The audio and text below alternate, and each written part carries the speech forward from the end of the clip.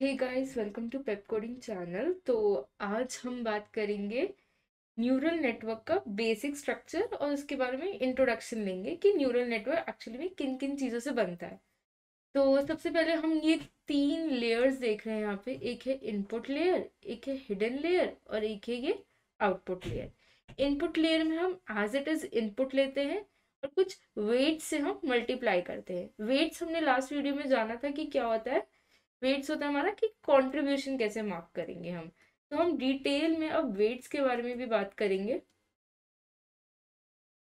तो यहाँ पे अगर हम कोई इनपुट देते हैं उसमें कुछ वेट्स लगता है। उसके बाद ये कनेक्टिंग वायर्स जो होती हैं, ये हम देख रहे हैं जो ये नेटवर्क बन रहा है हमारा, ये हिडन लेयर के पास जा रहा है। हिडन लेयर में कुछ प्रोसेसिंग होती है और हमारा फाइनली आउटपुट आता है। जितने हम आउटपुट लेना चाहते हैं हम ले सकते हैं। यहाँ पे हमने एक आउटपुट लिया है फॉर सिंप्लिसिटी बेसिस। तो अगर हमें न्यूरल नेटवर्क के बेसिस को समझना है तो हमें तीन चीजें बहुत जरूरी और अच्छे से समझनी है। एक है वेट्स, दूसरा है बायस एंड तीसरा है एक्टिवेशन फंक्शन।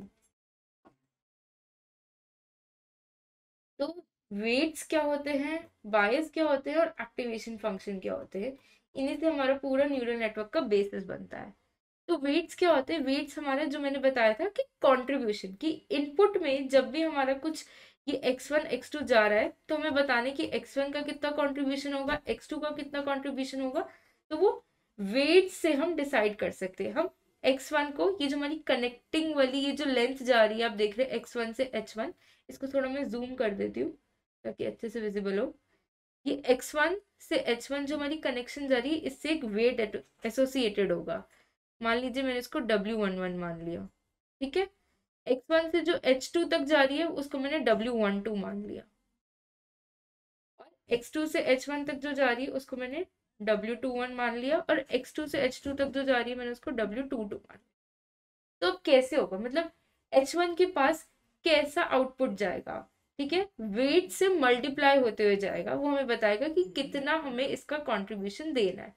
तो h1 के पास हमारा कैसा इनपुट जाएगा? h1 इनपुट जरा देखते हैं कैसा जाएगा। यहाँ पे हो जाएगा x1 into W11 plus x2 into, और ये W21 वाली जो लेंथ है वो हमारी कनेक्ट हो रही है h1 से, तो x2 into W21।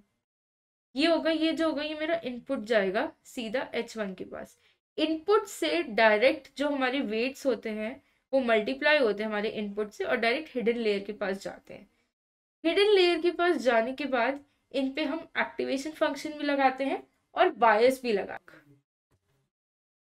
Okay, next हम बात करेंगे बायस से पहले हम एक्टिवेशन फंक्शन की बात करेंगे। तो एक्टिवेशन फंक्शन के बेसिकली दो काम होते हैं। फर्स्ट चीज होता है कि वो डिसाइड करता है कि जो हमारा ये हिडन लेयर के पास हमारा जो ये इनपुट आ रहा है, या फिर समझ लीजिए ये जो हमारा न्यूरॉन है ना, ये न्यूरॉन ही तो है हमारा, या फिर परसेप्ट्रॉन जो इसका आर्टिफिशियल वर्जन है। तो ये जो है ये एक्टिवेट होना चाहिए कि नहीं होना चाहिए, ये हमारा कौन डिसाइड करता है? एक्टिवेशन फंक्शन डिसाइड करता है। तो एक्टिवेशन हमारी किस के बेसिस पे डिसाइड होती है? एक्टिवेशन फंक्शन के बेसिस पे डिसाइड होती है, एक्टिवेशन ऑन या ऑफ। ठीक है। नेक्स्ट चीज जो होती है वो हमारा एक्टिवेशन फंक्शन वो क्या करता है? वो होता है कि हमारा लिनियरिटी को रिमूव करता है। लिनियरिटी को रिमूव करने का मतलब क्या है कि कुछ नॉन लीनियरिटी वो इंट्रोड्यूस करता है। अब लिनियरिटी रिमूव क्यों करनी है हमें? अगर हमारा इनपुट और ये जो लेयर्स हैं इनमें जो हमारे सिग्नल पास हो रहे हैं, अगर उनमें लीनियर रिलेशन है ना, तो हमारा कॉम्प्लिकेटेड डेटा जो होगा ना उसको ये प्रोसेस नहीं कर पाएगा। अगर कुछ नॉन लीनियर हम कंपोनेंट्स इसमें इंस्टिल करेंगे, कुछ डालेंगे, कुछ नॉन लीनियर फंक्शंस हम डालेंगे, तो हमारा जो न्यूरल नेटवर्क है ना वो कॉम्प्लिकेटेड डेटा को भी प्रोसेस करने के केपेबल हो जाएगा और बेटर आउटपुट दे पाएगा। मशीन लर्निंग और डीप लर्निंग में बेसिकली यही हमारा थोड़ा फर्क आता है कि हम यहाँ पे नॉन लीनियरिटी जो है वो डाल सकते हैं थ्रू एक्टिवेशन फंक्शंस।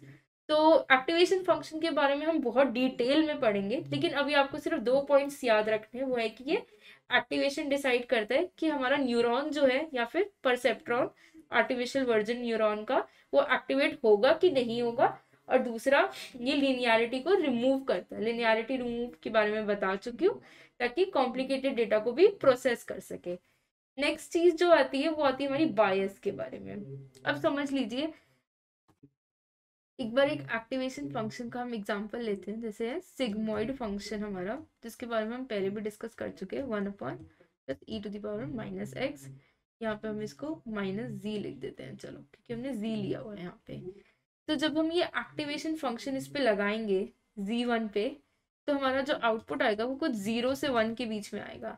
हमारा ये हिडन लेयर पे ये इनपुट जो है वो हिडन लेयर के लिए इनपुट तैयार हो चुका है, हमारे पास ये इनपुट आ गया है। अब हम यहाँ पे जब एक्टिवेशन फंक्शन लगाएंगे 1+e⁻−z वाला जो हम यहाँ पे लगाने वाले हैं, तो हमारी जो आउटपुट आएगा ना वो 0 से 1 के बीच में आएगा। लेकिन मैं चाह रही हूँ कि मेरा जो आउटपुट है ना वो 10 से 11 के बीच में आए। तो जो मुझे 10 से 11 के बीच में ये आउटपुट चाहिए ना, तो इसके लिए मैं क्या इंट्रोड्यूस कर सकती हूँ, मैं अपना बायस इंट्रोड्यूस कर सकती हूँ। तो ये यहाँ पे 0 से 1, तो ये कैसा बेसिकली बन जाएगा, सिग्मॉइड फंक्शन लगेगा यहाँ पे, x1 w11, ये जो है ये मेरे वेट्स मल्टीप्लाई होंगे जो कि मेरा वो बताएंगे कंट्रीब्यूशन। ठीक है, उसके बाद जब मैंने रैंडम लिस्ट लानी है, मैंने कोई रेंज स्पेसिफाई करनी है, तो मैंने बायस ऐड कर दिया और मैं यहाँ पे 10 से 11 के बीच में जाना चाह रही हूँ। तो अगर मेरा 0 आउटपुट आएगा तो 10 बना देगा, 1 आउटपुट आएगा तो उसको 11 बना देगा। तो इसलिए मैं क्या करूंगी, जो भी आउटपुट आएगा ना उसमें मैं 10 ऐड कर दूंगी। अब ये जो मेरा 10 मैंने ऐड किया ना, ये मेरा कुछ नहीं है, यही मेरा बायस है। इसी को क्या बोलते हैं, बायस बोलते हैं। एक बार इसकी फाइनल इक्वेशन देख लेते हैं कि क्या बन के आती है हमारी। तो हमारा फाइनल इक्वेशन क्या बन के आएगी, बेसिकली जनरल इक्वेशन हमारी क्या बन के आएगी, जरा एक बार वो देख लेते हैं, इधर लिख देती हूँ मैं। हमारी जनरल इक्वेशन बन के आएगी HWB इज इक्वल्स टू, ये हमारा एक्टिवेशन फंक्शन हुआ, XW प्लस B। ठीक है, तो ये जो होगी ये आएगी हमारी H11 का। बेसिकली अगर हम आउटपुट यहाँ पे एनालाइज कर रहे तो हम इसको एज एन एग्जांपल ले सकते हैं कि यहाँ का जो ये जनरल इक्वेशन है यहाँ के आउटपुट के लिए, तो सिग्मॉइड फंक्शन लगेगा, वेट और इनपुट में मल्टीप्लिकेशन होगी और बायस ऐड होगा और सिग्मॉइड फंक्शन लगेगा। तो ये मेरा आउटपुट आएगा फ्रॉम हिडन लेयर। और यही जो है ऐसी ऐसी सारी डिफरेंट लेयर्स पे हम वेट मल्टीप्लाई करेंगे, बायस ऐड करेंगे और सिग्मॉइड फंक्शन लगा के अपना आउटपुट लेंगे। तो यहाँ पे जो हमने ऐसे 10 ऐड किया था, ये एक्चुअली में ऐसे ऐड होता नहीं है, ये सिग्मॉइड के अंदर ही होता है। ये मैंने आपको समझाने के लिए बता दिया कि मुझे जैसे रैंडम लिस्ट लानी है, कोई रेंज लानी है, तो इसलिए मैं बायस ऐड कर रही हूँ। बायस का बेसिक आइडिया यही होता है कि पर परसेप्ट्रॉन या न्यूरॉन कितनी हमें वैल्यू जो है वो ऐड करनी है जिससे हमारा एरर मिनिमाइज हो जाए। तो बस बायस यही होता है हमारा, या फिर हमारा डिजायर्ड आउटपुट आ जाए। ठीक है, तो sigmoid function XW plus B हमारा आउटपुट देता है। ठीक है, ये एग्जाम्पल को समझने के लिए था यहाँ पे। और हमारा बायस फॉर ईच न्यूरॉन हम कैसे इंट्रोड्यूस करते हैं, हर एक के लिए हम कुछ B वाली अपनी वैल्यू दे देंगे। तो यही B जो है हमारा बायस हर न्यूरॉन के लिए ऐड होता रहेगा, हर लेयर के लिए ये सेम होगा, और फिर हम चेंज भी कर सकते हैं फॉर डिफरेंट लेयर। तो ये था हमारा basic introduction to neural network. अब हम बात करेंगे next types of neural network के बारे में। तो सबसे पहला जो है वो है हमारा आर्टिफिशियल न्यूरल नेटवर्क। ये तो हमने फर्स्ट वीडियो में भी बात करी थी, ANN। तो इसको भी ज़रा देख लेते हैं एक बार फिर से। तो इनपुट लेयर हमारी कैसे आ रही है, ये नेटवर्क इनपुट्स है, ये हमारी हिडन लेयर है, और ये हमारे नेटवर्क आउटपुट्स हैं। फीड फॉरवर्ड का मतलब क्या होता है, जब हमारा फ्लो जो है, सिग्नल फ्लो जो है जब फॉरवर्ड में जा रहा है, जब हम नॉर्मल वेट्स मल्टीप्लाई कर रहे हैं, अपना एक्टिवेशन फंक्शन लगा रहे हैं और कुछ बायसेस ऐड करके हम अपना एक आउटपुट प्रिडिक्ट करना चाह रहे हैं। ठीक है, हम अपना कोई आउटपुट प्रिडिक्ट करना चाह रहे हैं। बट क्या होता है कि जब हमारे आउटपुट में कुछ एरर आता है, ये हम डिस्कशन कर चुके हैं पहले भी, तो हमें बैक प्रोपोगेशन करनी पड़ती है। तो ये बैक प्रोपोगेशन जो होता है वो भी इसकी प्रॉपर्टी होती है ANN की। जब हमारे फर्स्ट टाइम कुछ अच्छे नेटवर्क बन के आए थे, वो थे हमारे ANN, जिनमें बैक प्रोपोगेशन की प्रॉपर्टी जो थी वो वायबल थी। बैक प्रोपोगेशन के लिए हम बहुत सारे ऑप्टिमाइजर्स का यूज़ करते हैं, जिनके बारे में आप पढ़ेंगे। तो one of them is gradient descent. Gradient descent के बारे में तो हम जानते ही हैं, हम पहले भी डिस्कशन कर चुके हैं तो ANN तो हम बेसिक वाला जान ही चुके हैं, इनपुट जा रहा है, हिडन लेयर है जो हमने सब ऊपर डिस्कस किए, वेट्स और बायसेस ऐड हो रहे हैं और नेटवर्क आउटपुट आ रहा है। और फिर बैक प्रोपोगेशन इसमें लगती है जिसमें हम ऑप्टिमाइजर यूज करते हैं ताकि वाई एक्चुअल और वाई प्रिड में जो डिफरेंस है उसको कम कर सके, अपना एरर को कम कर सके। ठीक है, और उसके लिए हम ऑप्टिमाइजर्स लगाते हैं। ऑप्टिमाइजर्स के बारे में भी हम डिटेल में पढ़ेंगे, कितने टाइप ऑफ ऑप्टिमाइजर्स होते हैं, कौन सा बेस्ट ऑप्टिमाइजर होता है, कैसे डेटा सेट के लिए, कैसी प्रॉब्लम के लिए। तो ANN हमारा इतना ही था। लेकिन ANN में जब कुछ प्रॉब्लम आई तो तभी हम दूसरे न्यूरल नेटवर्क के पास गए। तो क्या है, जब ये ANN हमारा DNN में कन्वर्ट हो जाता है। DNN क्या होता है, बेसिकली डीप न्यूरल नेटवर्क। जैसे कि मैंने बताया था कि जितने हमारे कनेक्शंस बढ़ते जाएंगे उतनी हमारी प्रॉब्लम जो होगी वो कॉम्प्लिकेटेड प्रॉब्लम को सॉल्व इजीली कर पाएगी। ठीक है, जितने कनेक्शंस हम बढ़ाएंगे कॉम्प्लिकेटेड प्रॉब्लम उतनी जल्दी प्रोसेस हो पाएगी। तो DNN हम कैसे बना सकते हैं, वही डीप न्यूरल नेटवर्क, जब हमारी नंबर ऑफ हिडन लेयर्स जो है वो काफी ज्यादा बढ़ जाती है। जब हमारी हिडन लेयर्स बहुत ज्यादा इंक्रीज हो जाती है तो हमारा ये जो होता है DNN बन जाता है। और हमारी जो बैक प्रोपोगेशन होती है ना ऑप्टिमाइजेशन में, उसमें कुछ डिफिकल्टी आने लगती है हमारा वैनिशिंग ग्रेडियंट नाम की एक प्रॉब्लम आती है जिसके बारे में हम डिटेल में पढ़ेंगे जब हम gradient descent as an optimizer discuss करेंगे कि वैनिशिंग ग्रेडियंट होता क्या है और इसकी जगह हम कैसे कैसे रिप्लेसमेंट्स कर सकते हैं।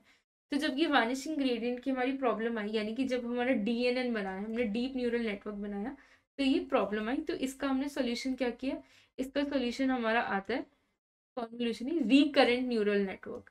तो रिकरेंट न्यूरल नेटवर्क कुछ नहीं है हमारा, जो हमारी हिडन लेयर्स हैं उन्हीं को हम एक बार फिर से रिकनेक्ट कर रहे हैं या फिर रिकरेंट कर रहे हैं, रेकर कर रहे हैं हम अपना सिग्नल, उसको दोबारा पास कर रहे हैं ताकि वो एक बार और अच्छे से हमारा जो है प्रोसेसिंग हो सके, इंटरप्रिटेशन हो सके, उसके बाद हमारा बेटर आउटपुट आ सके इस हिडन लेयर से।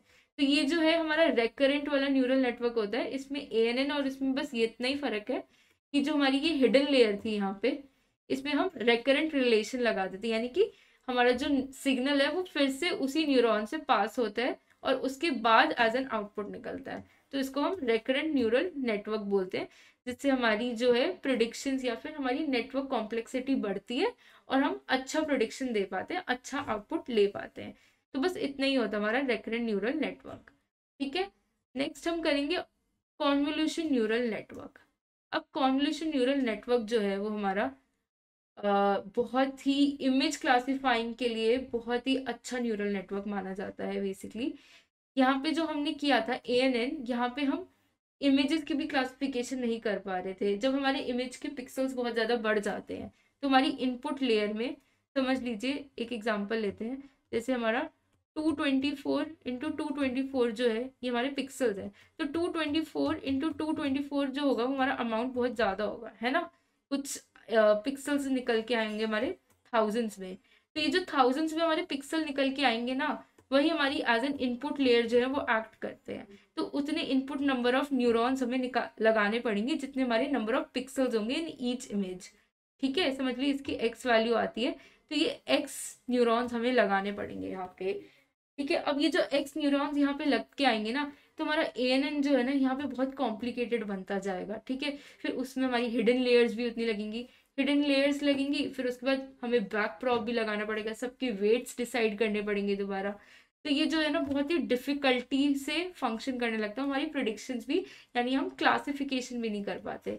तो यहाँ पे कॉन्वोल्यूशन में हम इमेज क्लासिफिकेशन बहुत ही आराम से और अच्छे से कर पाते हैं, क्योंकि यहाँ पे ये कॉन्वोल्यूटेड लेयर्स आती हैं। तो जो ये लेयर्स है ना, यही हमारी कॉन्वोल्यूशन इसका नाम पड़ा है। क्यों पड़ा है, क्योंकि ये कॉन्वोल्यूटेड लेयर्स आती है ना, इन्हीं में हम अपनी इमेजेस पास करते हैं और हमारे पास एक एक्यूरेट सा आउटपुट भी आ जाता है। तो ये जो हमारी कॉन्वोल्यूशन वाली लेयर्स होती हैं, ये हमारी जो इमेज के पिक्सल्स को फिल्टर आउट करती रहती है, यानी कि इनके फीचर्स को एक्सट्रैक्ट करती रहती है और रिलेशन जो है वो जज करती है। हर एक पिक्सल का दूसरे पिक्सल से रिलेशन जो है वो देखती है कि कैसा पिक्सल दूसरे पिक्सल से कैसे रिलेटेड है इस इमेज में, और फिर वो अच्छे से क्लासीफाई करके हमें बताती कि दिस इज कैट और दिस इज डॉग। हर एक में देखेगी कि यहाँ पे अच्छा इस तरीके से ईयर बन के आ रहा है, इधर राउंड ईयर्स बन के आ रहे, तो ऐसी ऐसी जो है ना, इधर मतलब इधर छोटी ईयर्स बन के आ रहे हैं, इधर बड़े ईयर बन के आ रहे हैं, ऐसे ऐसे छोटी छोटी चीजें, ऐसे छोटे छोटे वैल्यूज जो है वो ये हमारी कॉन्वोल्यूशन लेयर्स जो है वो कैप्चर कर लेती है और हमें एग्जैक्टली करेक्ट आउटपुट देती है, क्लासीफाई करके देखती है कि कैट है डॉग। इनफैक्ट CNN जो हमारा न्यूरल नेटवर्क है अभी सबसे ज़्यादा एक्टिव न्यूरल नेटवर्क है, सबसे ज़्यादा अच्छा न्यूरल नेटवर्क माना जाता है टू फिल्टर आउट इमेजेस और मतलब वीडियोस। तो convolution neural network is like one of the best neural networks अभी तक का।